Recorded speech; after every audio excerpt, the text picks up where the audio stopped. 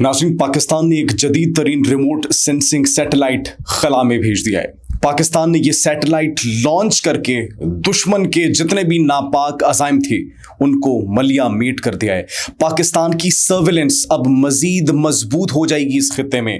पाकिस्तान खित्ते के अंदर अगर कोई मिस एडवेंचर करने की कोशिश करेगा, कोई भी वो प्रॉक्सीज के जरिए पाकिस्तान पर हमला करने की कोशिश करेगा तो अब उसको डिटेक्ट कर लिया जाएगा। लिहाजा दुश्मन जो ख्वाब देख रहे थे पाकिस्तान को एक नीचे धकेलने का, वो ख्वाब अब टूट चुका है, वो बिखर चुका है। और सिर्फ यही नहीं नाज़रीन, बल्कि डोनाल्ड ट्रंप ने भारत की कंपनीज पर पाबंदियां आयद कर दी हैं, भारत की मईशत को मुर्दा करार दे दिया है, भारत के साथ ताल्लुकात उनके मजीद खराब हो चुके हैं। तो दूसरी जानिब पाकिस्तान के लिए एक बहुत बड़ी खुशखबरी है। भारत अब पाकिस्तान से तेल खरीद सकता है। वो कैसे, आपको बताएंगे। इसके साथ साथ पाकिस्तान के साथ तिजारती मुआहिदा लॉक हो चुका है। किसकी जानिब से? डोनाल्ड ट्रंप की जानिब से।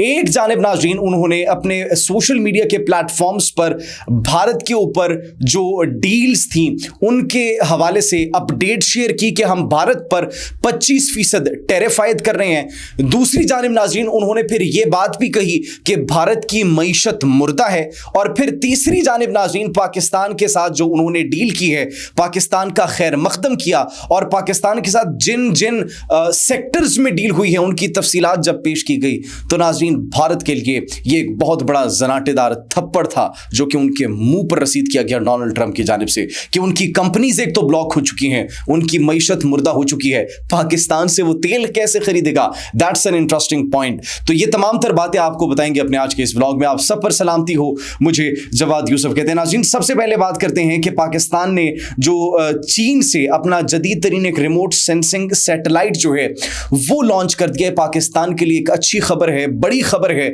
और खित्ते के अंदर पाकिस्तान की सर्विलेंस का मजीद इजाफा होगा। खित्ते के अंदर पाकिस्तान की सर्विलेंस का तो इजाफा होगा। अब नाज़रीन इसके साथ साथ पाकिस्तान के अंदर अगर कोई सैलाबी सूरत हाल आती है, मौसमियाती तब्दीली आती है, फसलों की देखभाल होती है, उनकी सर्विलेंस करनी होती है, ग्लेशियर्स जो पिघल रहे हैं, क्लाउड बर्स्ट जो हो रहे हैं, ये तमाम तर चीज़ें जो हैं ये हम उस रिमोट सेंसिंग सैटेलाइट से काफ़ी हद तक उस पर जो है काबू पा सकेंगे। क्योंकि हमें पहले ही पता चल जाएगा, पहले हमें इस बात का अंदाजा होगा कि कहां कहां पर मौसम तब्दील हो रहा है, कहां कहां पर जो है वो सैलाब की सूरत हाल पैदा हो सकती है, क्लाउड बर्स्ट के इम्कानात कहां पर मौजूद है, जिससे नाज़रीन पाकिस्तान के अंदर जो हलाकतें हुई थी रिसेंटली ये मानसून की बारिशों के बाद, तो वो काफी कम हो जाएंगी और हम उनके ऊपर कंट्रोल हासिल कर सकेंगे। लेकिन the important thing in this is नाज़रीन के हम सी पैक कॉरिडोर और दीगर जो कौमी मंसूबे हैं उनका जोग्राफियाई डाटा और उनकी सर्विलेंस भी कर सकेंगे। That's a very important point. अब पाकिस्तान जो है सी पैक कॉरिडोर, जो चाइना पाकिस्तान इकोनॉमिक कॉरिडोर है, सी पैक है, दीगर कौमी मंसूबे जो हैं उस पर उनकी एक तो सर्विलेंस ज्यादा हो जाएगी, जोग्राफियाई डाटा उनके पास आ जाएगा और फिर जिस इलाके से वो प्रोजेक्ट गुजर कर जाएगा उन इलाकों की डिटेल्स, उन इलाकों की तफसीलात, उन इलाकों के ऊपर सर्विलेंस के तौर पर हमारे पास ये जदीद तरीन सैटेलाइट होगा। और अगर कोई मिस एडवेंचर करने की कोशिश की गई, कोई नकलो हरकत करने की कोशिश की गई, जिस तरह भारतीय प्रॉक्सीज हमारे मुल्क के अंदर फितनतुल हिंदुस्तान, फितनतुल खवारिज मासूम शहरियों को निशाना बना रही है और हमेशा से हमारे चीन के साथ जो ताल्लुकात है उसको बिगाड़ने के लिए बड़ी उन्होंने कोशिशें की है। लेकिन अब बस बहुत हो चुका। पाकिस्तान ने ये जो सैटेलाइट लॉन्च कर दिया है ये न सिर्फ पाकिस्तान की सर्विलेंस को मजबूत करेगा बल्कि पाकिस्तान को एक स्टेप अहेड भी ले जाएगा भारत से। अब भारत जो वो मिस एडवेंचर्स अपनी प्रॉक्सीज के थ्रू कर रहा था, क्योंकि खुद भारत को तो जवाब मिले, अब उनके अंदर वो कैपेसिटी नहीं है, अब खुद उनके अंदर वो हिम्मत नहीं है कि पाकिस्तान का मुकाबला कर सके या फिर बराह रास्त आकर पाकिस्तान के ऊपर जो है हमला कर सके, कोई पाकिस्तान के ऊपर अटैक कर सके। तो वो अपनी प्रॉक्सीज के जरिए जो हमारे अमन को खराब करने की कोशिश कर रहा था, अब उसका भी कोई सवाल पैदा नहीं होता। नाज़रीन सिर्फ यही नहीं बल्कि अब पाकिस्तान और अमेरिका के दरमियान तिजारती मुआहिदा भी एक तय पा गया है। लेकिन इंटरेस्टिंग बात यह है कि इस तिजारती मुआहिदे का ऐलान खुद डोनाल्ड ट्रंप ने अपनी ट्रुथ सोशल प्लेटफॉर्म पर किया और वहां पर उन्होंने अपनी पोस्ट के अंदर इसका जिक्र किया। दिया। नाज़रीन, उसके अंदर जो डिटेल्स है वो तो आपको बताएंगे कि किन किन सेक्टर्स में पाकिस्तान का अमेरिका के साथ तिजारती मुआहिदा जो है वो तय पाया है। लेकिन साथ अहम खबर ये है कि ट्रंप ने जो भारतीय मईशत है, भारतीय इकोनॉमी है, उसको मुर्दा करार दे दिया है। मतलब इंडिया अब कुछ मैटर नहीं करता डोनाल्ड ट्रंप के लिए, अमेरिका के लिए। अमेरिका जिनके ताल्लुकात भारत के साथ हमने देखा कि किसी वक्त बहुत अच्छे थे, भारत ने जो ऑपरेशन सिंदूर लॉन्च किया था, राफेल को जो उन्होंने मलिया मेट किया और राफेल का जो उन्होंने नुकसान किया, उसके बाद पाकिस्तान के साथ जो पंगा लेने की उन्होंने बहुत बड़ी एक गलती की थी, उसका पाकिस्तान ने जिस तरीके से मैदान में, फिजाओं में सिफारती सतह पर जवाब दिया, पूरी दुनिया के अंदर पाकिस्तान की वाहवाह की जा रही है, पाकिस्तान के साथ खड़ा होने का ऐलान किया जा रहा है, पाकिस्तान के साथ डील्स की जा रही हैं, दिफाई डील्स हो रही हैं और भारत जो है वो तन्हा हो चुका है, तन्हाई का शिकार हो चुका है। और उनके पार्लियामेंट के अंदर, उनकी अवाम के अंदर, उनके कारकुनान के अंदर, उनके सियासी लीडर्स के अंदर मोदी सरकार पर जो वो तनकीद की जा रही है, लेकिन नरेंद्र मोदी के पास जवाब तक मौजूद नहीं है। और अब नाजरीन, डोनाल्ड ट्रंप ने भारत और रूस दोनों की मईशत को मुर्दा करार दे दिया है। और उन्होंने ये बात जो की, उन्होंने कहा रूस और इंडिया, रूस और भारत जो है अपनी मुर्दा मईशतों को नीचे साथ ले जा सकते हैं, मुझे कोई परवाह नहीं है। He doesn't care about India now, India's economy as well. Donald Trump has said this. Donald Trump ये बात करें, I don't care about India's economy and Russia's economy. They can take down their economy or whatever they want to do. अब कम business वो ये कह रहे हैं हमने किया भारत के साथ। भारत जो कहता था हमारी उनके साथ बड़े अच्छे ताल्लुकात है, ट्रेड बड़ी ज्यादा हो रही है। डोनाल्ड ट्रंप ये कह रहे हैं कि हमारी इनके साथ तो बिजनेस और जो डील्स हैं, जो ट्रेड है, वही बड़ी कम हुई है। और सिर्फ ये नहीं, वो कहते हैं कि इनके टैरिफ्स ही बहुत ज्यादा हैं, भारत के टैरिफ्स बहुत ज्यादा है, और इतने ज्यादा हैं कि दुनिया में शायद इनसे ज्यादा किसी के और के टैरिफ होंगे ही नहीं। और नाजरीन, 25% टैरिफ आयद करने का जो है वो फैसला भी कर लिया डोनाल्ड ट्रंप ने। और डोनाल्ड ट्रंप ने नाजरीन ये एक बहुत बड़ी स्टेटमेंट जो है वो जारी की गई है उनकी जानिब से। और सिर्फ यही नहीं, बल्कि 7 भारतीय कंपनीज फ्रॉड में मुलव्विस करार दी गई हैं। भारतीय कंपनीज को एंटिटी लिस्ट में दाखिल कर दिया गया है कि अब अमेरिका की कोई भी कंपनी, अमेरिका की कोई भी कंपनी भारत के साथ, इन 7 कंपनीज के साथ अब तिजारत नहीं कर सकेगी अनलेस और अनटिल हुकूमत की जानिब से, गवर्नमेंट की जानिब से इजाजत न दी जाए। इमेजिन करें। और वो कंपनीज के ऊपर इल्जाम क्या आयद किया गया था, ये हसास टेक्नोलॉजी जो है उसका गैर कानूनी इस्तेमाल कर रही थी। जी हाँ नाज़रीन, हसास टेक्नोलॉजी का गैर कानूनी इस्तेमाल भारतीय कंपनीज, ये 7 भारतीय कंपनीज थी फिर जिन पर बिलाखिर पाबंदी आयद की गई है। और सिर्फ यही नहीं नाज़रीन, बल्कि अमरीकी टेक्नोलॉजी जो है उसको अपने मफाद के लिए इस्तेमाल कर रही थी, अस्करी और फिर सिविलियंस यूज के लिए भी। अब ये कितना बहुत बड़ा जुर्म है, बहुत बड़ा जुर्म है ये, कि अमेरिका की टेक्नोलॉजी को चोरी कर रही हैं भारतीय कंपनीज और अपने मफाद के लिए इस्तेमाल कर रही है, और वो भी गैर कानूनी इस्तेमाल कर रही हैं। जी हाँ नाज़रीन। और फिर डोनाल्ड ट्रंप की जानिब से नाज़रीन इन तमाम तर ये जो बड़ी डेवलपमेंट्स आई हैं, अपडेट्स आई हैं, इसके साथ एक बड़ी अपडेट ये भी है कि डोनाल्ड ट्रंप ने फिर एक पोस्ट जो है वो की, जिसके अंदर उन्होंने कहा कि हमारे पाकिस्तान के साथ जो मुज़ाकरात हैं वो तय पा गए हैं, तिजारती मुआहिदा है वो तय पा गया है।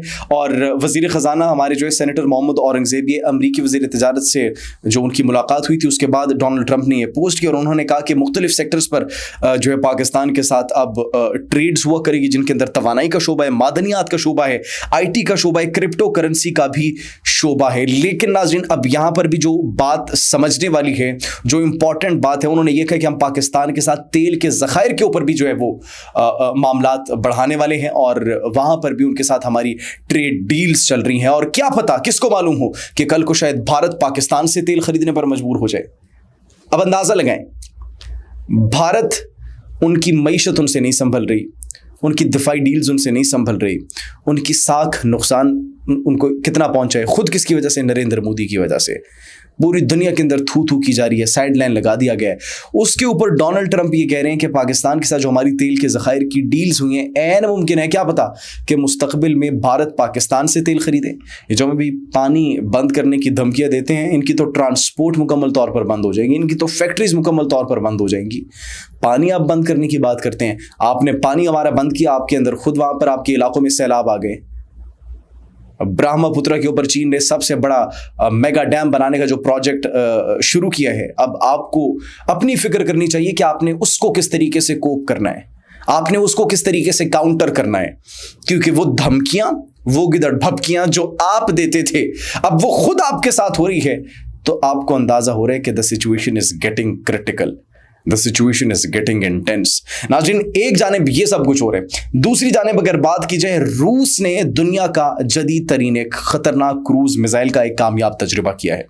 एक ऐसा क्रूज मिसाइल जिसको बड़ा डिस्ट्रक्टिव कहा जा रहा है, जिसके बारे में ये कहा जा रहा है कि ये बहुत ही खतरनाक होगा, और रूस ने एक मरतबा फिर से अपनी अस्करी सलाहियतों का जो है वो उसकी डोमिनेंस का, अपनी अस्करी सलाहियतों की डोमिनेंस का और उसकी प्रेजेंटेशन पूरी दुनिया के सामने एक इस अंदाज में की है कि शायद दुनिया को ये लग रहा था कि रूस बैकफुट पर चला गया है। दुनिया को ये लग रहा था कि रूस जो है पीछे जाता जा रहा है, लेकिन रूस ने ऐसे टाइम में जब चीन अपनी टेक्नोलॉजी को, टेक्नोलॉजिकल एडवांसमेंट को, अपने डिफेंस के शोबे को, और फिर इसके साथ साथ तुर्किया, दीगर ममालिक वो कोई ना कोई नई इनोवेशन के साथ एक ऐसी टेक्नोलॉजी, एक ऐसा वेपन प्रेजेंट कर रहे थे कि दुनिया में बात की जा रही थी कि that's really amazing, that's inspiring technology.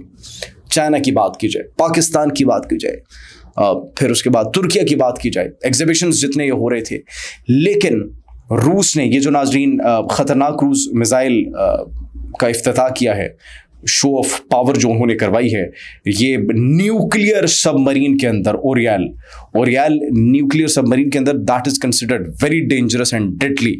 तो उसके अंदर उन्होंने ये नए मिसाइल का जो है कामयाब तजुर्बा किया। और नाज़रीन, ये कोई आम सबमरीन, ये एक न्यूक्लियर सबमरीन है, मतलब ये जोहरी हथियारों को ले जाने की सलाहियत भी रखती है, और इसके अंदर ऐसे ऐसे वेपन्स नस्ब है जिसका आप सुनेंगे तो हैरान रह जाएंगे। ग्रेनेड मिसाइल इसके अंदर जो है वो नस्ब हैं, जो कि नॉर्मल बहरी क्रूज मिसाइल्स जो होते हैं उनसे 4 गुना इनका साइज काफ़ी बड़ा है, 4 गुना बड़ा साइज। और उसकी डिस्ट्रक्शन की अगर बात की जाए तो उसकी डिस्ट्रक्शन की कैपेबिलिटी भी ज़्यादा है।